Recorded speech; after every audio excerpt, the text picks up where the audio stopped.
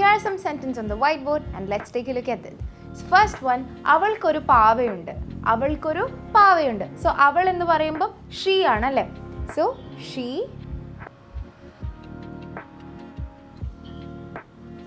what is it?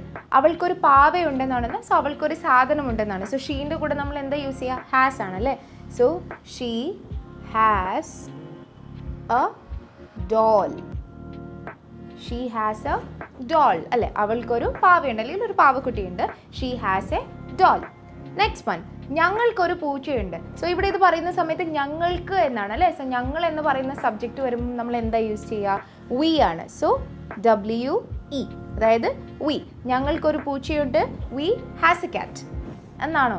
അല്ല, we have a cat എന്നാണ് അല്ലേ?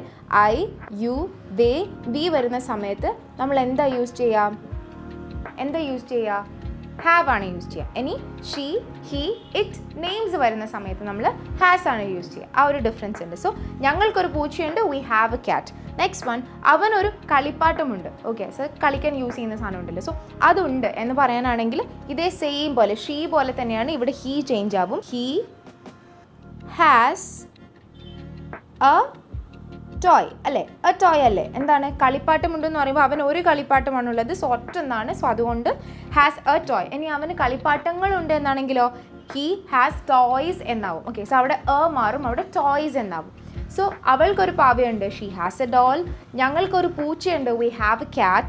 അവനൊരു കളിപ്പാട്ടമുണ്ട്. he has a toy. and the last one, അവർക്കൊരു പൂച്ചയുണ്ട്. സോ അവർക്ക് എന്ന് പറയുന്ന സമയത്ത് ആ സബ്ജക്റ്റ് അവിടെ ചേഞ്ച് ആവും. സോ അതിനനുസരിച്ച് നിങ്ങൾ ആ സബ്ജക്റ്റ് ചേഞ്ച് ആക്കിക്കൊണ്ട് എന്ത് ചെയ്യാം? ഇതിൻ്റെ ആൻസർ ട്രാൻസ്ലേറ്റ് ചെയ്തിട്ട് താഴെ കമൻറ്റ് ബോക്സിൽ എന്ത് ചെയ്യുക? കമൻറ്റ് ചെയ്യുക. Okay, so I hope this video was useful. English കഫേൻ്റെ കോഴ്സ് ഡീറ്റെയിൽസിനെ കുറിച്ച് കൂടുതൽ അറിയാനായി താഴെ കൊടുത്തിരിക്കുന്ന ഡിസ്ക്രിപ്ഷനിൽ ലിങ്കിൽ ക്ലിക്ക് ചെയ്ത് മെസ്സേജ് ചെയ്യുക. And if you are interested, please try to join. English Cafe. We present you the perfect English.